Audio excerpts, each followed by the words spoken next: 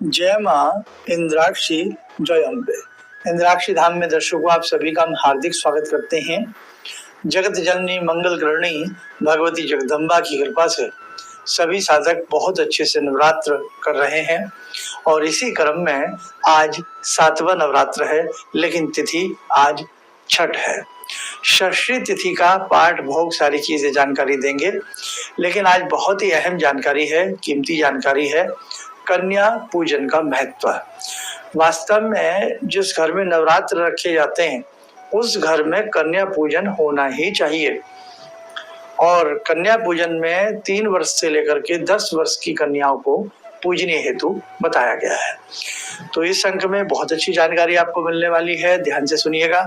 और जैसे कि तिथि छठ है, नवरात्र 7वां है, ठीक है, तो 7 नवरात्र हमारे ऐसे पूरे हो गए, पाठ का क्रम पूरा हो गया और कल जो है वो आपका फिर 8वां नवरात्र होगा, लेकिन व्रत कल जो है वो सप्तमी का रहेगा, है ना। तो कुछ जानकारियां इस अंक में आपको बहुत अच्छी मिलेंगी। आइए, अब कल चूंकि सप्तमी का आपका व्रत है और जो लोग अष्टमी करते हैं तो वो लोग कल सप्तमी का व्रत रख लें और परसों अष्टमी हो ही जाएगी, दुर्गा अष्टमी जिसको कहते हैं। तो दुर्गा अष्टमी का दिन आप ध्यान से सुन लें, दुर्गा अष्टमी की तारीख 11 अक्टूबर को दुर्गा अष्टमी की जाएगी, ये हमने आपको कल भी बता दिया था। जो आगे के पीछे का व्रत रखते हैं, पहला और लास्ट का, उस हिसाब से सप्तमी कल बनती है, तो कल का आप व्रत रख लें। जो लोग नवमी करते हैं तो वो 11 अक्टूबर को अष्टमी का आगे पीछे का अगर व्रत रखते हैं तो अष्टमी का व्रत रख लें और नवमी का जो आपको करना है वो आप 12 अक्टूबर को कर लें। लेकिन 12 अक्टूबर का समय ध्यान रखें, दिन के 11 बजे से पहले आप नवमी पूजन का पूर्ण कर्म कर लें।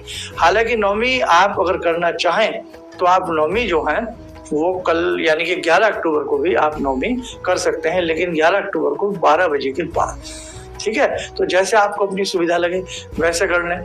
तो उस हिसाब से आपका व्रत जो नवमी करते हैं और व्रत रखते हैं केवल आगे पीछे का, और जो अष्टमी करते हैं व्रत रखते हैं आगे पीछे का, तो दोनों के ही लिहाज से आप 10 अक्टूबर का यानी कि कल का व्रत रख सकते हैं। अगर नवमी आपको करनी है 12 अक्टूबर को, दशहरे वाले दिन, 12 अक्टूबर का टाइम दोबारा से सुन लीजिएगा, 11 बजे से पहले, तो बेटा फिर नवमी वाले लोग जो है आगे पीछे का जो व्रत रखते हैं वो रखेंगे व्रत 11 अक्टूबर को। अब हम कन्या पूजन की बात करते हैं। नवरात्रों में वैसे तो प्रतिदिन हमें कन्या का पूजन करना चाहिए, प्रतिपदा से लेकर के अष्टमी तक हमें कन्याओं का नवमी तक पूजन करना चाहिए। कुछ लोग बढ़ते क्रम में भी पूजन करते हैं।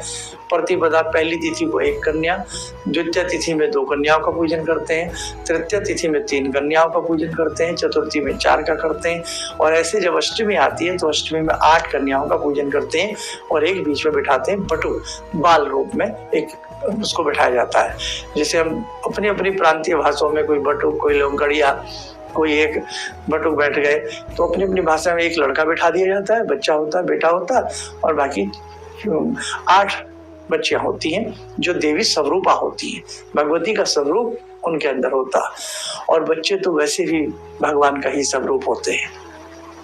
नवमी में 9 कन्याएं बिठाई जाती हैं। हम आपको जो कन्याओं के स्वरूप हैं उन स्वरूपों के बारे में भी आपको बताते हैं, आप अपनी स्क्रीन के ऊपर देखें।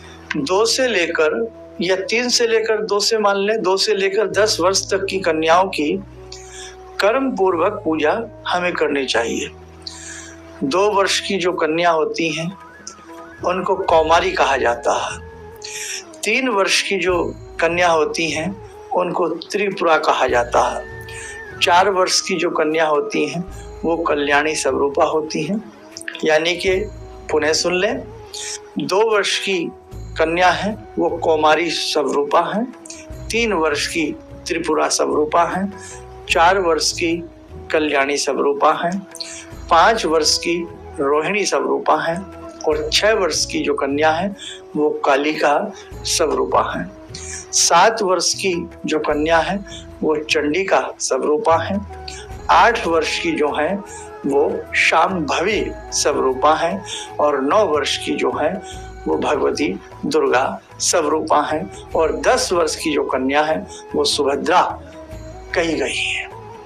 तो ये स्वरूप 2 वर्ष से लेकर के 10 वर्ष तक आप चलेंगे तो ऐसे ऐसे कन्याओं का पूजन होता है। तो ऐसे आप ध्यान रखें, जिन कन्याओं को अष्टमी के दिन या नवमी के दिन आप पूजते हैं, उनको तिलक लगाते हैं, पांव धुलाते हैं और फिर उनकी आरती करके उनको भगवती स्वरूपा है, जो हमने आपको नाम बताए हैं, तो आप ये भगवती के 9 स्वरूप, भगवती के ये 10 स्वरूपों का आप पूजन करते हैं। इसीलिए नवरात्र हो या दुर्गा जी का कोई भी पाठ हो, उसमें कन्या पूजन का अत्यधिक महत्व है।